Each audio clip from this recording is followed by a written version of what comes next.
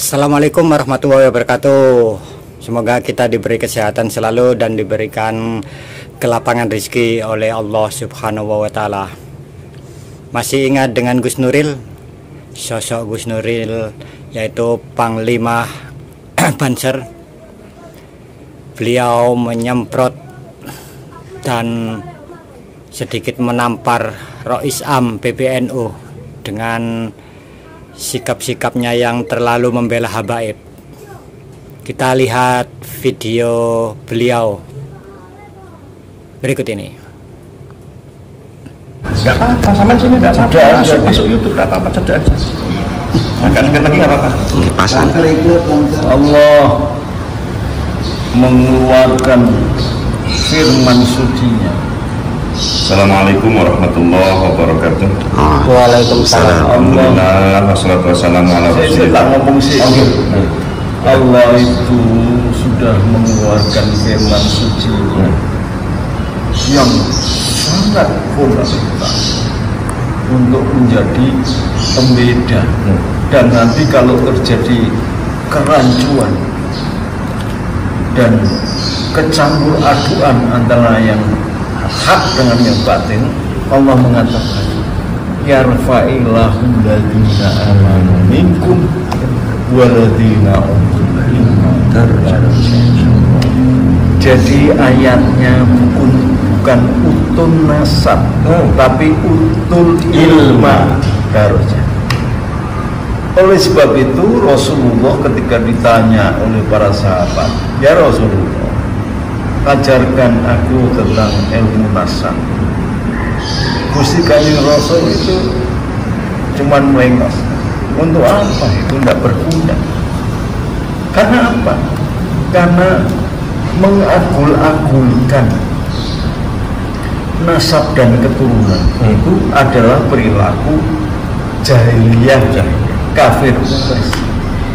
Nah, kalau sekarang masih tetap aja ada sekelompok orang emigran Arab yang berpaham politik PKI atau komunis. Jadi seluruh Arab itu ideologinya adalah komunis. Jadi maka saya katakan FPI, HTI itu PKI Arab. Apalagi orang yang berasal dari Yaman yang sudah mencoba dari awal menghancurkan Ka'bah kita sebagai lambang kiblat suci kita, melewati sejarah yang sangat tercatat penghancuran Ka'bah oleh Raja Abraha yang kemudian turunlah surat B.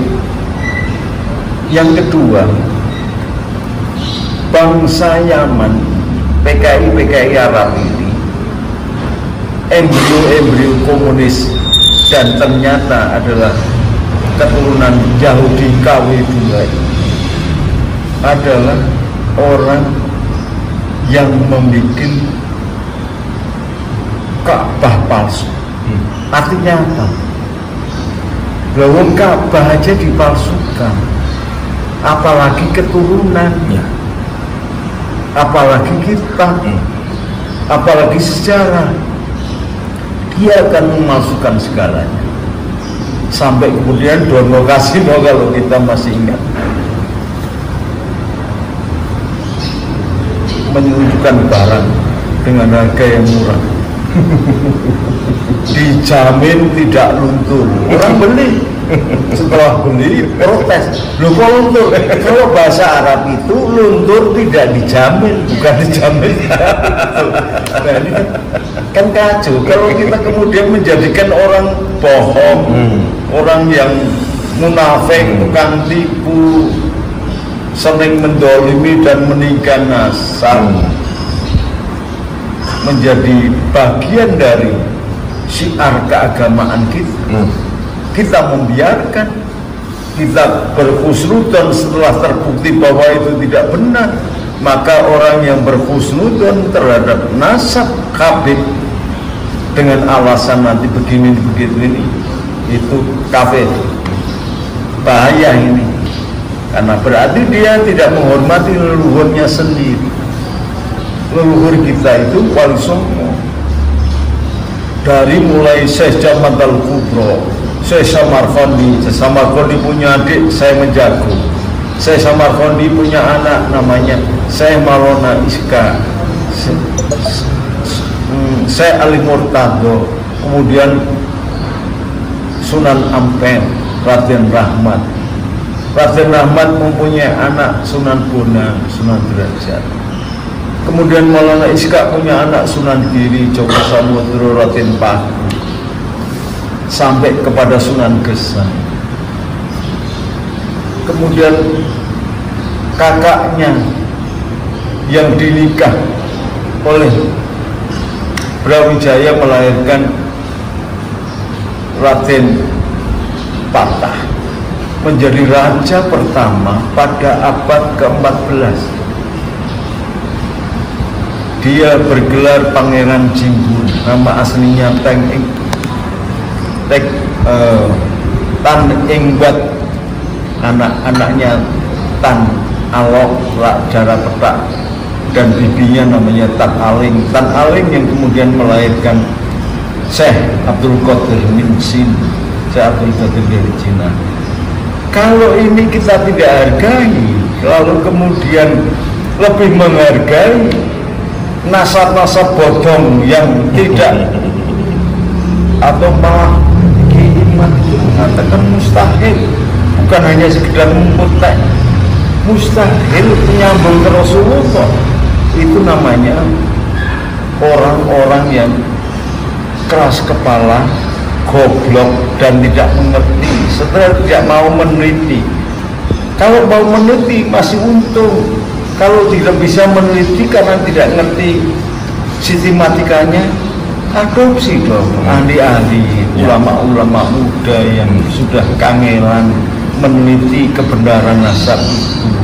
Jangan kemudian membiarkan sendiri. Itu benar, itu yang dikatakan adik-adik LSI itu.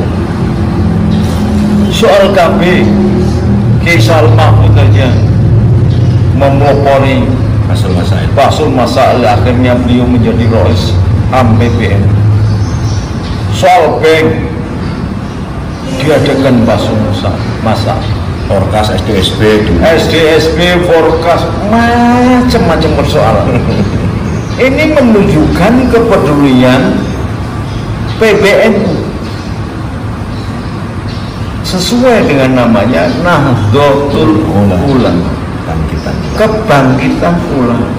Nah, kalau kemudian sudah menjadi Rois, Kang Ahyar itu menjadi Rois PBNU, tapi menutup kemungkinan untuk melakukan penelitian, untuk mencari kebenaran sesuatu hal, dan itu menyinggung kemaslahatan orang banyak, bahkan bangsa dan negara, mengganggu kehormatan bangsa ini, Kang Ahyar harusnya istighfar sebagai seorang ulama yang menjadi Rois Am PBN. Namanya Rois Am itu harus memiliki daya kritis, kepedulian, bersifat ngomong, tidak kemudian memihak salah satu. Barangkali Kang Ahyar ini punya mantu atau punya kenalan atau punya sahabat Mbak Alawi, ya monggo, tetapi masalah hukum ini harus dijelaskan kebenarannya, jangan dibiarkan goyak bayi tidak adil.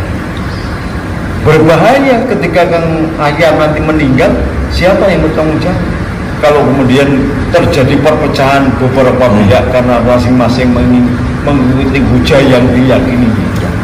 Untuk apa kemudian PBNU ini didirikan kecuali untuk mempersatukan umat dari segala golongan? Bahkan Ansornya sendiri aja mengatakan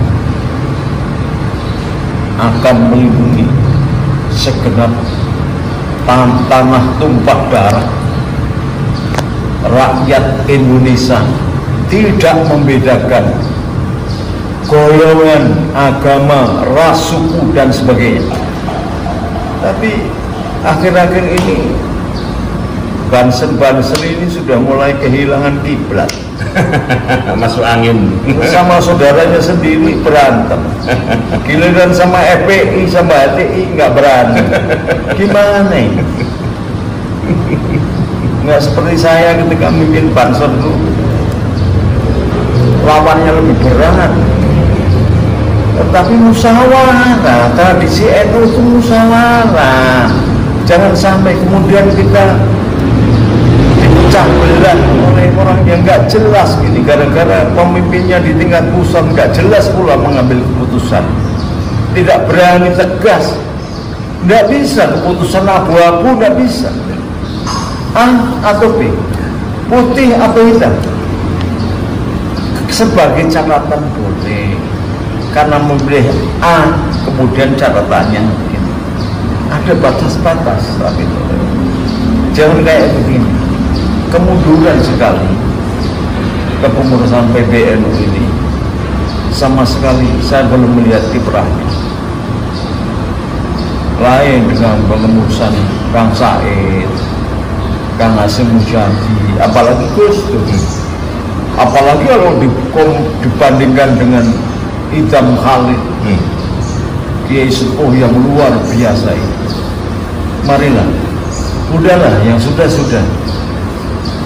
Allah itu dengan mudah memberi maaf. Wasyari'u ila maghfiratin min rabbikum wa jannah. Ya, jadi rekan-rekan saya yang sekarang kebetulan memegang jabatan di BPN, udah tua kita ini, sebentar lagi mati. Cobalah seperti sajaknya Khairul Anam, berbuat sesuatu yang berarti, setelah itu baru mati. Ya. Assalamualaikum warahmatullahi wabarakatuh. Waalaikumsalam warahmatullahi wabarakatuh. Ini montoknya geger.